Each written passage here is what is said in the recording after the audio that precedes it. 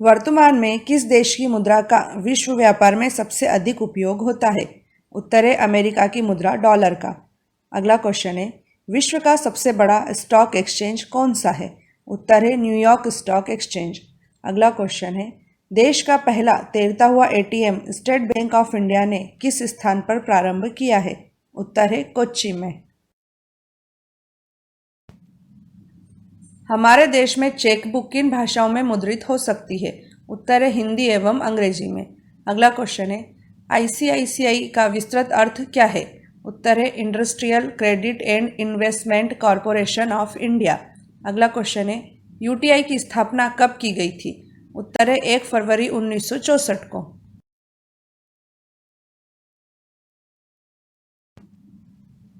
Bank of India का मुख्यालय कहाँ स्थित है? उत्तर है मुंबई में। अगला क्वेश्चन है, 1 जुलाई 1955 को किस बैंक का नाम बदलकर स्टेट बैंक ऑफ इंडिया रखा गया था? उत्तर है इंपीरियल बैंक ऑफ इंडिया। अगला क्वेश्चन है, भारतीय मूल के किस अमेरिकी अर्थशास्त्री को वर्ष 2019 का अर्थशास्त्र का नोबेल पुरस्कार दिया गया है? उत्तर है अभिजीत बैनर्जी को। रिजर्व बैंक ऑफ इंडिया की स्थापना किस वर्ष हुई थी? उत्तर है 1935 में।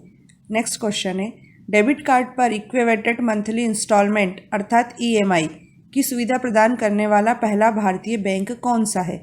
इसका उत्तर है आईसीआईसीआई बैंक।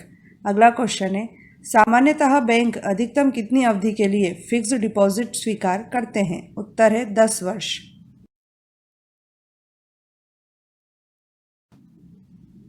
भारतीय रिजर्व बैंक के पहले भारतीय गवर्नर कौन थे?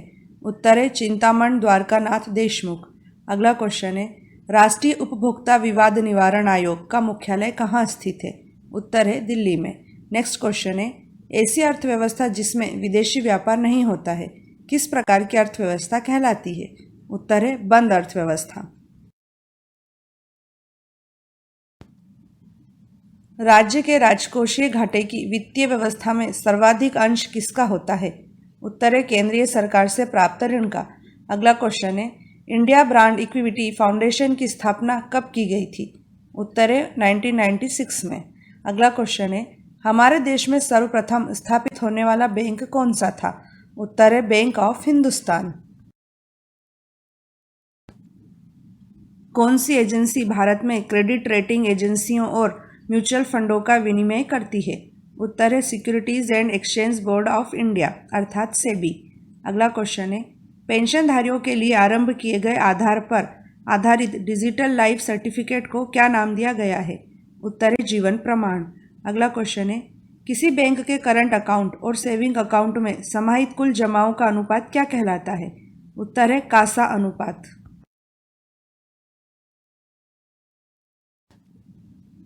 सार्वजनिक क्षेत्र के किस बैंक में न्यू बैंक ऑफ इंडिया का विलय हुआ है?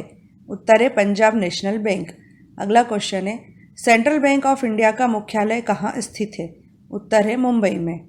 अगला क्वेश्चन है, वर्ष 1969 में 14 व्यावसायिक बैंकों का राष्ट्रीयकरण किस प्रधानमंत्री के शासनकाल में हुआ था? उत्तर है इंदिरा गांधी।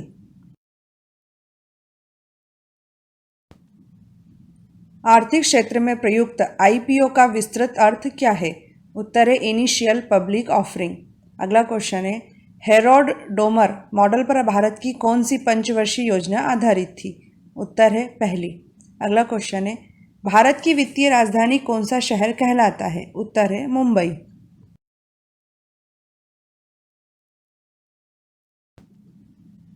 वर्ष 1999 में पारित फेमा का पूरा नाम क्या है? उत्तर है foreign exchange management act. Next question है, एक व्यक्ति एक बैंक की एक ही ब्रांच में कितने बचत खाते खोल सकता है?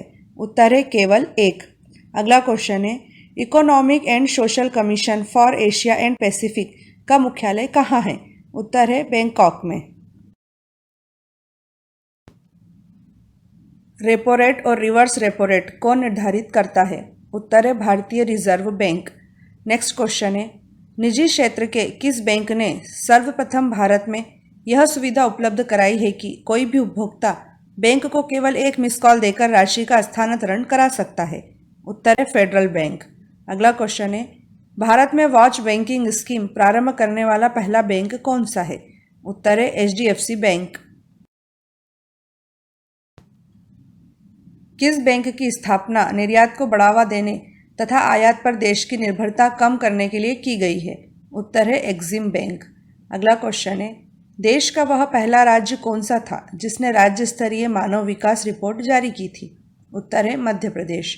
अगला क्वेश्चन है, 1956 में स्थापित भारतीय जीवन बीमा निगम का हेडक्वार्टर किस शहर में स्थित है? उत्तर है मुंबई में। स्वतंत्र भारत में मुद्रा का अवमूल्यन प्रथम बार किस वर्ष किया गया था? उत्तर है 1949 में। अगला क्वेश्चन है, बिल्कुल नए सिरे से बजट तैयार करना किस प्रकार का बजट कहलाता है? उत्तर है शून्य आधारित बजट। अगला क्वेश्चन है, चेक जारी करने के बाद वह कितने महीने तक वैध रहता है? उत्तर है 3 माह तक। कौन सी संवैधानिक संस्था केंद्र तथा राज्यों के बीच राजस्व वितरण का कार्य करती है? उत्तर है वित्त आयोग। अगला क्वेश्चन है, भारत में पहला ATM किस वर्ष स्थापित हुआ था? उत्तर है 1987 में। अगला क्वेश्चन है, किस पंचवर्षीय योजना में मानव पूंजी के महत्व पर विशेष जोर दिया गया था? उत्तर है 7वीं पंचवर्षीय योजना। द्वितीय पंचवर्षीय योजना, जिसमें समाज के समाजवादी प्रतिरूप की स्थापना की आकांक्षा थी, किस अन्य नाम से भी जानी जाती है? उत्तर है महालन 20 योजना। अगला क्वेश्चन है, भारत में विदेशी मुद्रा पर किसका नियंत्रण है? उत्तर है रिजर्व बैंक ऑफ इंडिया का। अगला क्वेश्चन है, भारत में लीड बैंक योजना कब प्रारंभ की गई थी? उत्तर है 1969 में।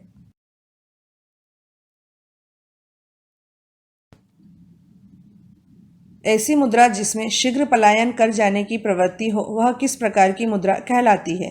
उत्तर है हॉट करेंसी। अगला क्वेश्चन है, इंडियन फाइनेंशियल सिस्टम कोड में कितने कैरेक्टर्स होते हैं? उत्तर है 11 कैरेक्टर्स।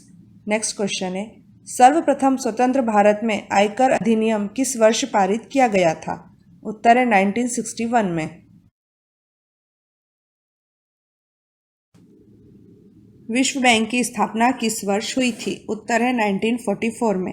अगला क्वेश्चन है, securitisation and reconstructions of financial assets and enforcement of security interest अधिनियम 2002 किस वित्तीय समस्या से निपटने से संबंधित है? उत्तर है गैर निष्पादित आस्तियां। अगला क्वेश्चन है, ग्लोबल फाइनेंशियल स्टेबिलिटी रिपोर्ट कौन सा संगठन जारी करता है? उत्तर है अंतर्राष्ट्रीय मुद्रा कोष।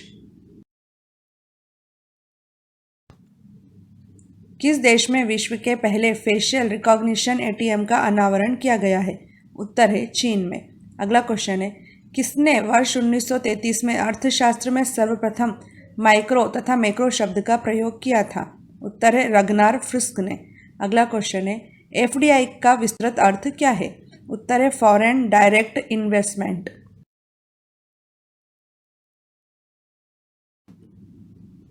किस भारतीय व्यावसायिक निजी क्षेत्र के बैंक ने देश में सर्वप्रथम चलती फिरती ATM सेवा प्रारंभ की थी? उत्तर है ICICI बैंक ने। अगला क्वेश्चन है, वर्ल्ड डेवलपमेंट रिपोर्ट किसका वार्षिक प्रकाशन है? उत्तर है वर्ल्ड बैंक का। अगला क्वेश्चन है, भारत अंतर्राष्ट्रीय मुद्रा कोष का सदस्य किस वर्ष बना था? उत्तर है वर्ष 1945 में।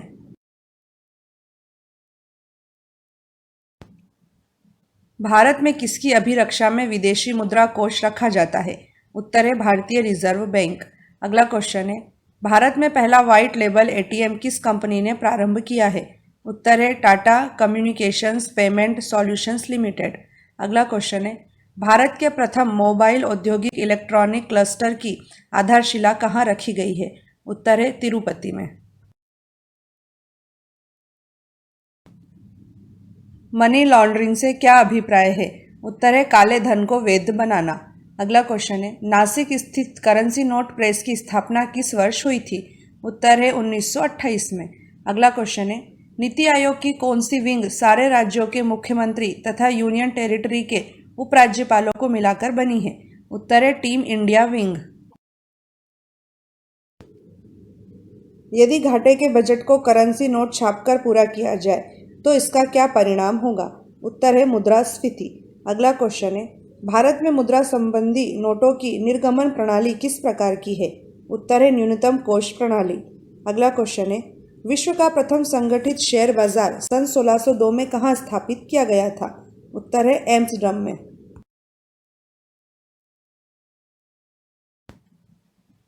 भारत में सहकारी बैंकों का गठन कितने स्तरों वाला है? उत्तर है 3 स्तरों वाला। अगला क्वेश्चन है, वॉल स्ट्रीट का संबंध किस स्टॉक एक्सचेंज से है? उत्तर है न्यूयॉर्क स्टॉक एक्सचेंज।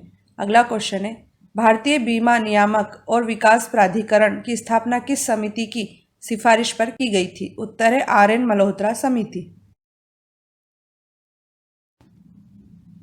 बैंक दर एवं खुले बाजार की कार्यवाही किससे संबंधित है? उत्तर है मौद्रिक नीति से। अगला क्वेश्चन है, न्यू डेवलपमेंट बैंक अर्थात ब्रिक्स बैंक का मुख्यालय कहाँ स्थित है? उत्तर है शंघाई में। अगला क्वेश्चन है, एशियाई विकास बैंक का मुख्यालय कहाँ स्थित है? उत्तर है मनीला में।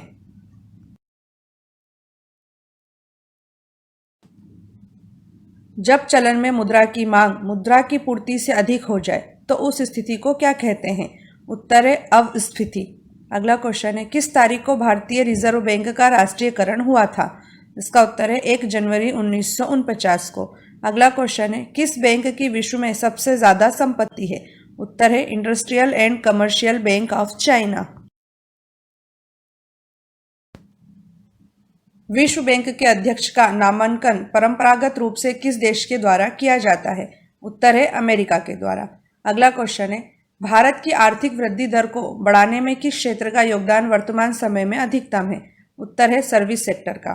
अगला क्वेश्चन है, वर्ष 1991 की भारत की नई आर्थिक नीति में अपनाई गई मुख्य रणनीति क्या थी? उत्तर है उदारीकरण, निजीकरण तथा वैश्वीकरण।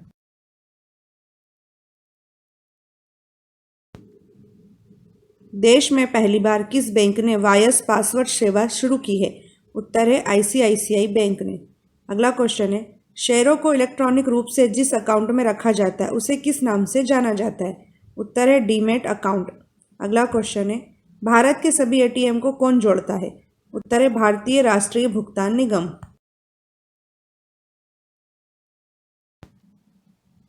बैंकों को अपनी कुल संपत्ति का एक न्यूनतम अनुपात नकद रूप में रखना होता है, इसे क्या कहते हैं? उत्तर है स्टैट्यूटरी लिक्विडिटी रेशियो। अगला क्वेश्चन है, हमारे देश में कौन फाइनेंशियल स्टेबिलिटी रिपोर्ट जारी करता है? उत्तर है रिजर्व बैंक ऑफ इंडिया। अगला क्वेश्चन है, federation of Indian chambers of commerce and industries की स्थापना किस वर्ष हुई थी? उत्तर है 1927 में।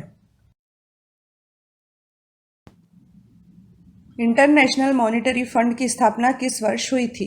उत्तर है 1945 में। अगला क्वेश्चन है, बिम्स्टेक नामक आर्थिक संगठन की स्थापना किस वर्ष हुई थी? उत्तर है 1997 में। अगला क्वेश्चन है, विश्व व्यापार के प्रमुख प्रहरी की भूमिका निभाने वाले विश्व व्यापार संगठन की स्थापना कब हुई थी? उत्तर है 1995 में। वह मुद्रा जिसकी आपूर्ति मांग की अपेक्षा अधिक हो क्या कहलाती है? उत्तर है सॉफ्ट करेंसी। अगला क्वेश्चन है, किस नीति से बैंक दर संबंधित है? उत्तर है मौद्रिक नीति से। अगला क्वेश्चन है, वर्ष 1998 का अर्थशास्त्र का नोबेल पुरस्कार किस भारतीय अर्थशास्त्री को दिया गया है? उत्तर है अमर्त्य सेन को। भारतीय बैंकों की विदेशों में शाखाएं किस देश में सर्वाधिक हैं? उत्तर है ब्रिटेन में। अगला क्वेश्चन है, 1920 में प्रथम भूमि विकास बैंक की स्थापना किस राज्य में हुई थी? उत्तर है पंजाब में। अगला क्वेश्चन है, सार्वजनिक क्षेत्र के बैंकों में कौन सा बैंक सबसे बड़ा है? उत्तर है भारतीय state bank.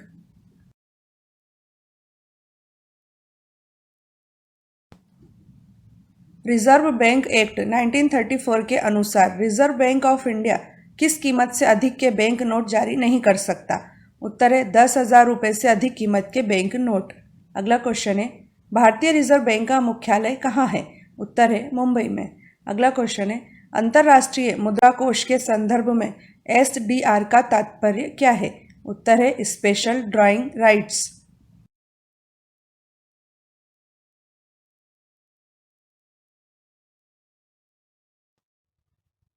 Make in India अभियान किस तारीख से प्रारंभ किया गया है?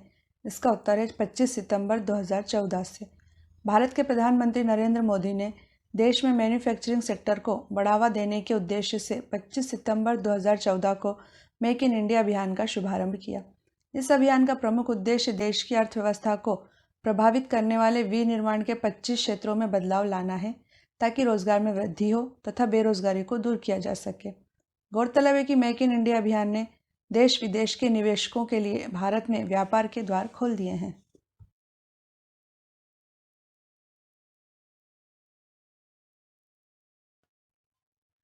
बेटी बचाओ बेटी पढ़ाओ कार्यक्रम का शुभारंभ किस जिले से किया गया था?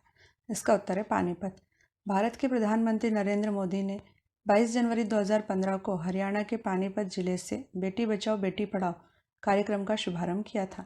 यह कार्यक्रम बालिकाओं को जीवित रखने, सुरक्षित रखने, शिक्षित बनाने एवं सशक्त बनाने के लिए समन्वित एवं केंद्रीकृत प्रयास सुनिश्चित करने हेतु शुरू किया गया है।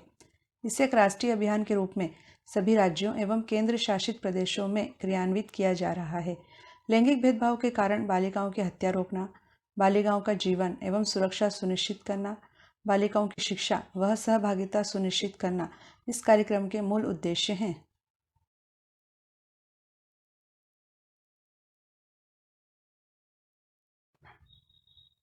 स्मार्ट सिटी योजना में कितने शहरों को स्मार्ट सिटी के रूप में विकसित करने का लक्ष्य रखा गया है? इसका उत्तर है 100 शहरों को। 25 जून 2015 को प्रारंभ की गई स्मार्ट सिटी योजना नरेंद्र मोदी सरकार की एक महत्वाकांक्षी योजना है। इसके तहत देश भर के 100 चुनिंदा शहरों को स्मार्ट सिटी के रूप में विकसित किया जाएगा। स्मार्ट सिटी का इंफ्रास्ट्रक्चर इस तरह से विकसित किया जाएगा कि वहाँ रहने वाले व्यक्ति को जरा भी असुविधा न हो। स्मार्ट सिटी योजना हेतु 20 शहरों की पहली सूची जनवरी 2016 में, 13 शहरों की दूसरी सूची मई 2016 में, 27 शहरों की तीसरी सूची सितंबर 2016 में और 30 शहरों की चौथी सूची जून 2017 में जारी की गई थी। 9 शहरों की पांचवी सूची जनवरी 2018 में जारी की गई तथा जून 2018 में शिलांग को 100वें स्मार्ट शहर के रूप में चुना गया है।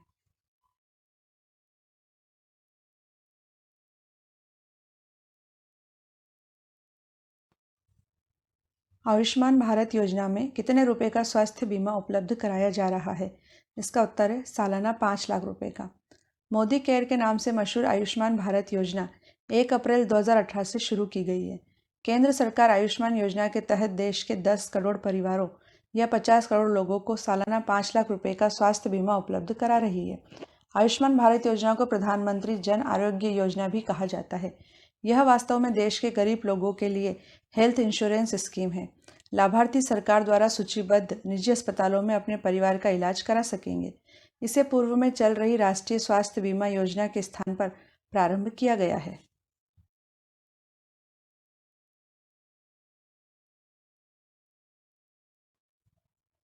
स्वच्छ भारत अभियान किस तारीख से प्रारंभ हुआ है? इसका उत्तर है 2 अक्टूबर 2014। प्रधानमंत्री नरेंद्र मोदी ने 2 अक्टूबर 2014 को गांधी जयंती के दिन स्वच्छ भारत अभियान का शुभारंभ किया था। स्वच्छ भारत अभियान का लक्ष्य खुले में शौच को रोकना, प्रत्येक घर में शौचालय का निर्माण करना तथा कचरे का उचित ढंग से निस्तारण करना है। लोगों में स्वच्छता के प्रति जागरूकता उत्पन्न करना भी स्वच्छ भारत अभियान का मुख्य लक्ष्य है। इसके तहत वर्ष 2019 के अंत तक भारत को संपूर्ण स्वच्छ बनाने का लक्ष्य तय किया गया था। 2 अक्टूबर 2019 को प्रधानमंत्री नरेंद्र मोदी ने भारत को खुले में शौच से मुक्त अर्थात ODF घोषित कर दिया है।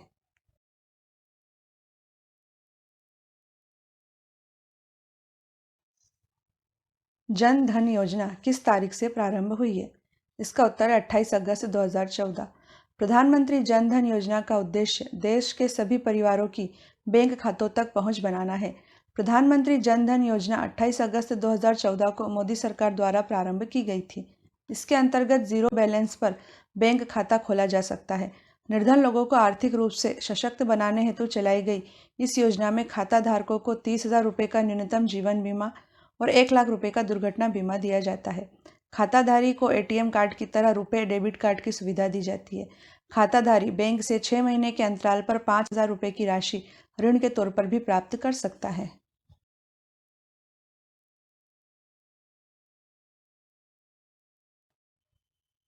नमामि गंगे कार्यक्रम किस तारीख को प्रारंभ हुआ है?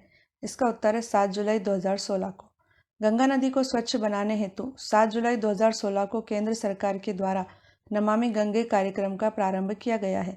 20,000 करोड़ रुपए की लागत वाले इस कार्यक्रम के द्वारा गंगा नदी की स्वच्छता हेतु अनेक योजनाएं क्रियान्वित की जा रही हैं।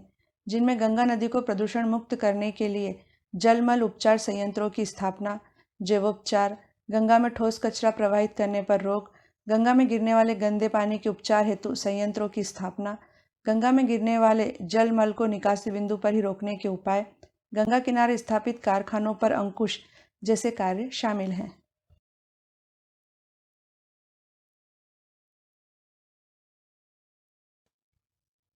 डिजिटल इंडिया मिशन कब शुरू किया गया था?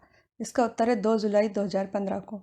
सभी सरकारी सेवाएं जन सामान्य को इलेक्ट्रॉनिक तरीके से मुहैया कराने हेतु सरकारी कामकाज का डिजिटलीकरण करने के उद्देश्य से 2 जुलाई 2015 को डिजिटल इंडिया मिशन की शुरुआत की गई थी। मिशन के तहत भारत को डिजिटल बनाने हेतु विशेष ध्यान दिया जा रहा है। 1 लाख करोड़ रुपए की लागत वाले इस मिशन के 2020 तक पूरे होने का लक्ष्य रखा गया है। यह देश का एक सफल मिशन है और डिजिटल साक्षरता तथा विभिन्न कार्यक्रमों के माध्यम से तेजी के साथ अपने लक्ष्य की ओर बढ़ रहा है।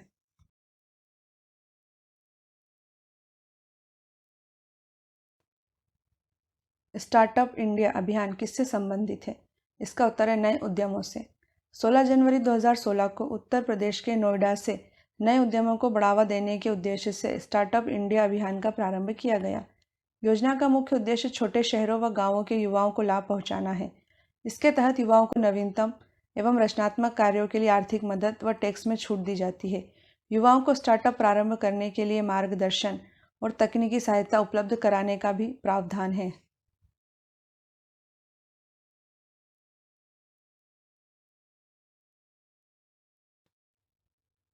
स्टैंड अप इंडिया अभियान किससे संबंधित है? इसका उत्तर है उद्यमशीलता को प्रोत्साहन। उत्तर प्रदेश के नोएडा से 5 अप्रैल 2016 को प्रधानमंत्री नरेंद्र मोदी ने स्टैंड अप इंडिया अभियान की शुरुआत की। इस योजना का लक्ष्य ऋण देकर वंचितों और दलितों को उद्यमशीलता हेतु प्रोत्साहित करके मुख्य धारा में लाना है। केंद्र सरकार की इस योजना के अंतर्गत 10 लाख रुपए से 1 करोड़ रुपए तक का ऋण अनुसूचित जाति, अनुसूचित जनजाति और महिलाओं को प्रदान किया जाता है।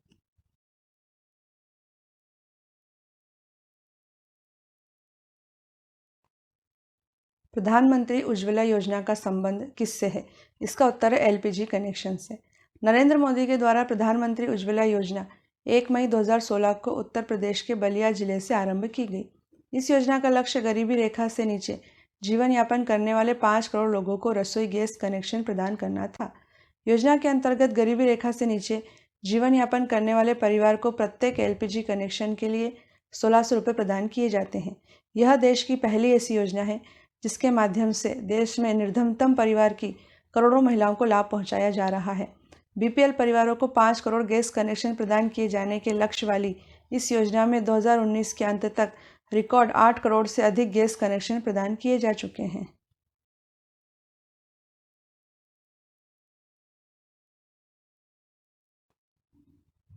उज्ज्वला प्लस योजना क्या है? इसका उत्तर है एलपीजी सब्सिडी छोड़ने से। प्रधानमंत्री उज्ज्वला प्लस योजना 2017 के अंतर्गत स्वेच्छा से एलपीजी पर अपनी सब्सिडी छोड़ देने वाले उपभोक्ताओं को ज़रूरतमंद परिवारों को मुफ्त एलपीजी कनेक्शन मुहैया कराने के लिए प्रोत्साहित किया जाता है। इसके अंतर्गत एलपीजी पर अपनी सब्सिडी छोड़ देने वाले उपभोक्ताओं की सब्सिडी की राशि से गरीब परिवारों को मुफ्त एलपीजी कनेक्शन दिए जाते हैं।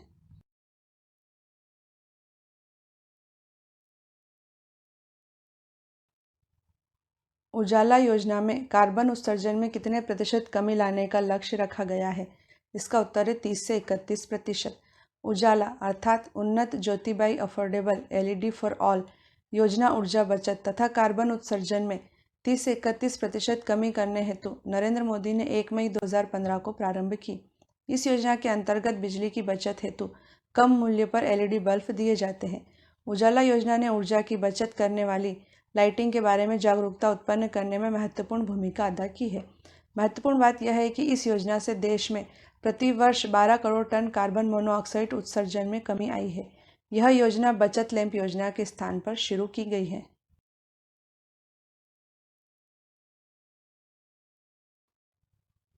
दीनदयाल उपाध्याय अंत्योदय योजना का मुख्य उद्देश्य क्या है? इसका उत्तर है कौशल विकास।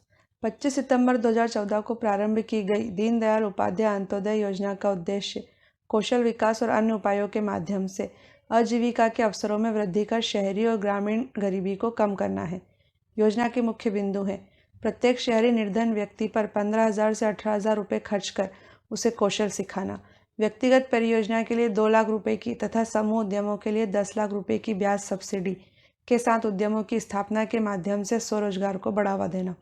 सभी के लिए आवास, सभी के द्वार पर ही सुरक्षित पेयजल, क्षेत्र के अनुरूप सिंचाई की सुविधाएं, सभी मौसमों में चालू रहने वाली सड़कों के माध्यम से नज़दीकी शहरों से संपर्क, बिजली की उपलब्धता, शहरी विकास की निरंतरता के लिए ठोस संस्थागत प्रणाली, आदिवासी सांस्कृतिक धरोहर का संवर्धन एवं संरक्षण तथा आदिवासी क्षेत्रों में खेलों को बढ़ावा देना है।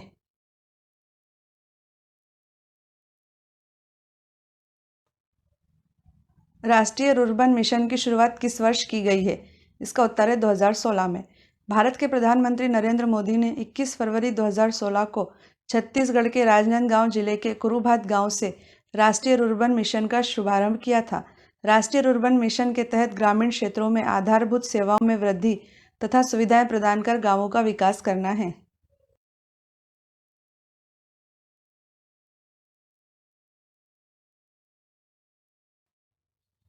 अमृत कार्यक्रम कब शुरू किया गया था? इसका उत्तर है 25 जून 2015 को। अमृत अर्थात Atal mission for rejuvenation and urban transformation कार्यक्रम का आरंभ 1 लाख से ज़्यादा आबादी वाले 500 से अधिक शहरों में बेसिक इंफ्रास्ट्रक्चर एवं अन्य सुविधाओं का विकास करने के उद्देश्य से 25 जून 2015 को किया गया था। इसमें शामिल शहरों में बिजली, पानी, सीवर नालियों व सेप्टिक टैंकों की जैविक और यांत्रिक सफाई, कचरा प्रबंधन, वर्षा जल संचयन, बाढ़ जल निकासी प्रणाली का निर्माण एवं उसका रखरखाव, बस रैपिड ट्रांसपोर्ट सिस्टम की स्थापना, अच्छी सड़कें, बच्चों के लिए पार्क जैसी सुविधाएं मुहैया कराई जाती हैं। यह 50,000 करोड़ रुपए की योजना है।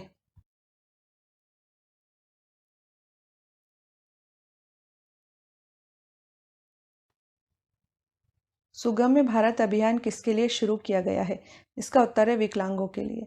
सुगम्य भारत अभियान का आरंभ प्रधानमंत्री नरेंद्र मोदी द्वारा 3 दिसंबर 2015 को अंतर्राष्ट्रीय विकलांग दिवस के दिन किया गया था।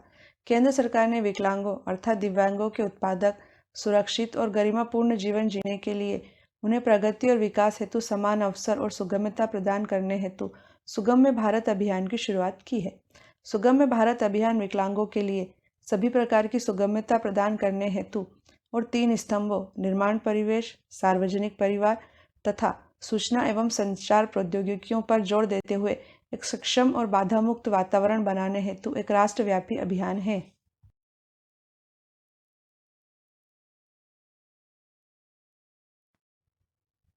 प्रधानमंत्री आवास योजना किस तारीख को प्रारंभ की गई है? इसका उत्तर है 20 नवंबर 2016 को।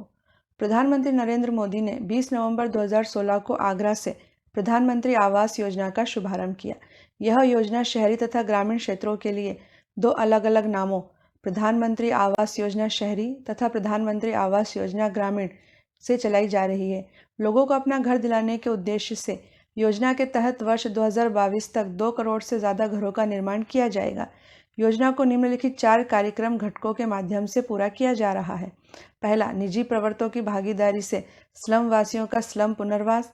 दूसरा, ऋण से जुड़ी ब्याज सब्सिडी के माध्यम से कमजोर वर्ग के लिए किफ़ायती आवास को प्रोत्साहन।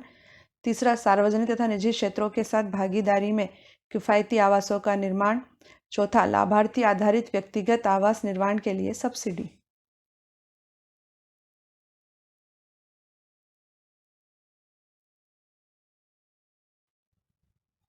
प्रधानमंत्री मुद्रा योजना का संबंध किससे है? इसका उत्तर है बैंक ऋण। प्रधानमंत्री मुद्रा अर्थात micro units development and refinance agency limited योजना एक बैंक ऋण योजना है जो लघु उद्यमों, कंपनियों व स्टार्टअप्स को वित्तीय सहायता उपलब्ध कराने के लिए 8 अप्रैल 2015 को प्रारंभ की गई थी। इस योजना के अंतर्गत 3 श्रेणियों में ऋण दिया जाता है। पहली है शिशु। इसके अंतर्गत नए उद्यमियों को व्यापार प्रारंभ करने हेतु 50,000 रुपये तक का ऋण दिया जाता है। दूसरी है किशोर। इसके अंतर्गत उन उद्योगों को 50,000 से 5 लाख रुपए तक का ऋण दिया जाता है जो प्रारंभ तो हो गए हैं पर अभी स्थापित नहीं हो पाए हैं। तीसरी है तरुण। इसके अंतर्गत स्थापित हो चुके लघु उद्योगों को व्यापार वृद्धि हेतु 10 लाख रुपए तक का ऋण उपलब्ध कराया जाता है।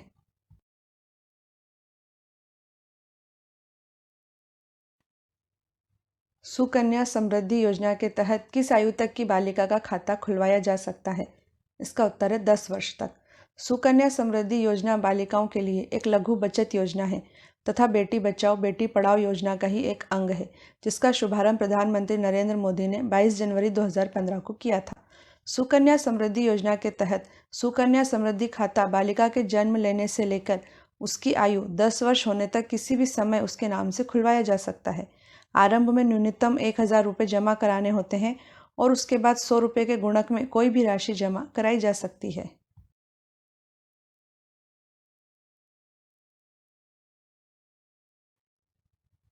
नई मंजिल योजना का संबंध किससे है? इसका उत्तर है औपचारिक शिक्षा कौशल प्रशिक्षण। नई मंजिल योजना बीच में ही पढ़ाई छोड़ चुके अथवा मदरसों जैसे सामुदायिक शिक्षा संस्थानों में पढ़े 17 से 35 वर्ष के अल्पसंख्यक युवाओं को कक्षा 8वीं या 10वीं तक औपचारिक शिक्षा तथा प्रमाण पत्र के साथ कौशल प्रशिक्षण देने के उद्देश्य से प्रारंभ की गई है, ताकि वे बेहतर रोजगार प्राप्त करने के योग्य हो जाएं और बेहतर जीवन जी सकें।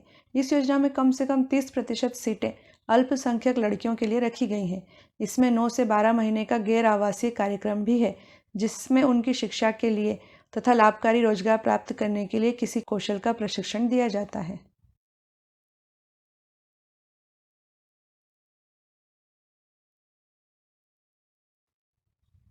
सागरमाला राष्ट्रीय परिप्रेक्ष्य योजना किस तारीख को प्रारंभ हुई है? इसका उत्तर है 14 अप्रैल 2016 को। 14 अप्रैल 2016 को प्रधानमंत्री नरेंद्र मोदी ने सामुद्रिक भारत सम्मेलन के शुभारंभ के अवसर पर सागरमाला राष्ट्रीय परिप्रेक्ष्य योजना प्रारंभ की। सागरमाला सरकार का एक प्रमुख कार्यक्रम है, जिसका उद्देश्य देश में बंदरगाहों की अगुवाई में विकास को गति प्रदान करना है। इस कार्यक्रम से लॉजिस्टिक्स लागत में लगभग 35,000 करोड़ रुपए की वार्षिक बचत हो सकती है। साथ ही वर्ष 2025 तक भारत का व्यापारिक निर्यात बढ़कर 110 अरब डॉलर तक होने की संभावना है। इस योजना के माध्यम से लगभग 1 करोड़ नए रोजगार अवसर पैदा होने का अनुमान है।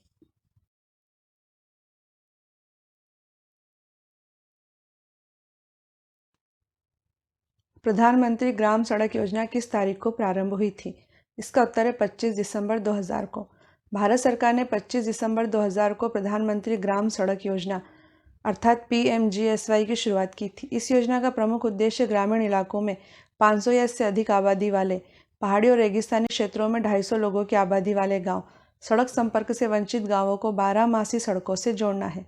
प्रधानमंत्री ग्राम सड़क योजना के तहत सम्मिलित 1,58,891 गांवों में से 84,414 गांवों को जोड़ने के लिए लक्षित 3,67,693 किलोमीटर में से 2,09,570 किलोमीटर नई सड़कों का निर्माण किया जा चुका है। इस योजना के तहत प्रतिदिन औसतन लगभग 133 किलोमीटर सड़कों का निर्माण हो रहा है।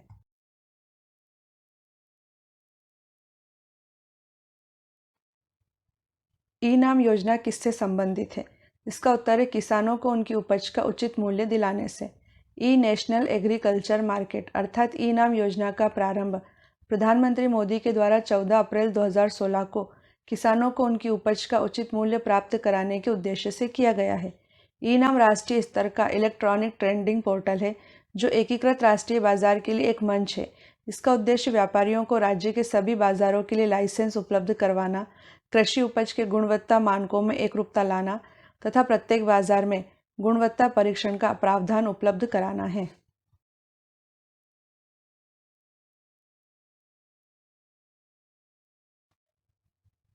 उड़ान योजना का संबंध किससे है? इसका उत्तर है सस्ती हवाई सेवा। उड़ान यानी उड़े देश का आम नागरिक योजना देश के आम नागरिकों को सस्ते में हवाई सफ़र कराने के मकसद से शुरू की गई है।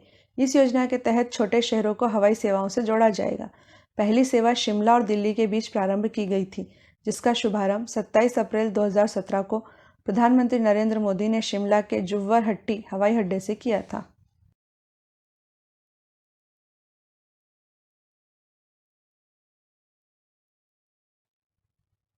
7 कार्यक्रम किसने प्रारंभ किया है? इसका उत्तर है नीति आयोग ने।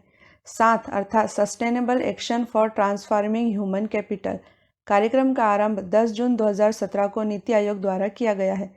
शिक्षा व स्वास्थ्य क्षेत्र में कायाकल्प करने के उद्देश्य को लेकर इसका आरंभ किया गया है। यह कार्यक्रम विभिन्न राज्यों द्वारा नीति आयोग से अपेक्षित तकनीकी सहायता की आवश्यकता पूरी करेगा। इसका लक्ष्य बेहतर स्वास्थ्य प्रणालियों के लिए राज्यों की 3 भावी रोल मॉडल का चयन और निर्माण करना।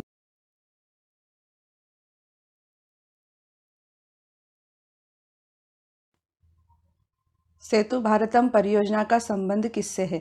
इसका उत्तर है राजमार्गों को रेलवे क्रॉसिंग से मुक्त बनाना। सेतु भारतम परियोजना राष्ट्रीय राजमार्गों को रेलवे क्रॉसिंग से मुक्त बनाने के उद्देश्य से 4 मार्च 2016 से प्रारंभ की गई है। इसका लक्ष्य सभी राष्ट्रीय राजमार्गों को रेलवे क्रॉसिंग से मुक्त बनाना है ताकि उन पर आवाजाही सुगम हो सके। इस परियोजना के तहत 20,800 करोड़ रुपए की लागत से 208 रेलवे ओवरब्रिज तथा रेलवे अंडरब्रिज का निर्माण किया जाएगा। साथ ही लगभग 1500 पुराने और खस्ताहाल पुलों को लगभग 30,000 करोड़ रुपए की लागत से चरणबद्ध तरीके से मजबूत बनाकर सुधारा जाएगा।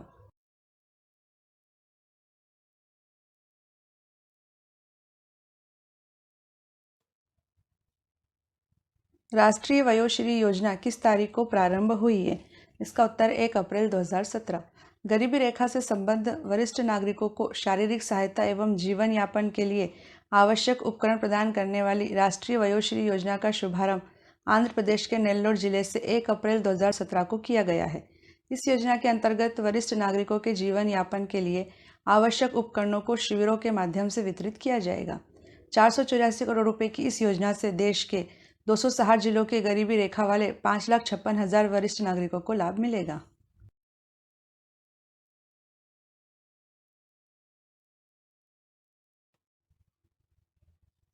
हृदय योजना का संबंध किससे है? इसका उत्तर है विरासत स्थल संरक्षण से।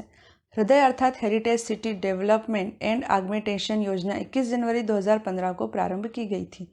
हृदय योजना विरासत शहरों में स्थित ऐतिहासिक इमारतों के संरक्षण, संवर्धन और इन शहरों में आर्थिक गतिविधियों के विकास से संबंधित है। केंद्र सरकार द्वारा वित्त पोषित यह योजना विरासत शहरों के समेकित, समावेशी और सतत विकास हेतु तैयार की गई है।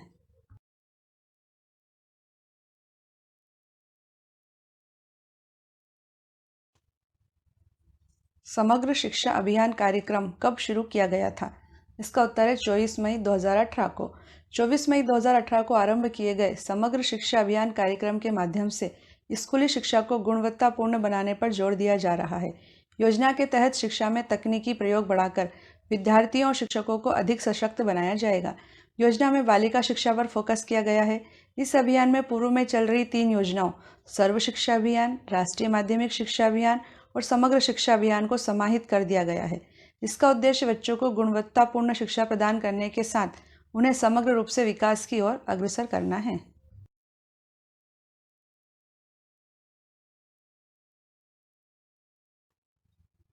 स्वच्छ स्वस्थ सर्वत्र अभियान किस दिनांक से प्रारंभ हुआ है? इसका उत्तर है 29 दिसंबर 2016। स्वच्छ स्वस्थ सर्वत्र अभियान का प्रारंभ केंद्र सरकार के स्वास्थ्य एवं परिवार कल्याण मंत्रालय तथा पेयजल एवं स्वच्छता मंत्रालय द्वारा 29 दिसंबर 2016 को किया गया था। इस अभियान के माध्यम से स्वच्छ भारत से एक कदम आगे स्वस्थ भारत के निर्माण पर जोर दिया जा रहा है। इस अभियान का उद्देश्य बेहतर स्वच्छता, ज़्यादा जागरूकता और स्वस्थ जीवन शैली अपनाकर उत्तम स्वास्थ्य के लक्ष्य को प्राप्त करना है।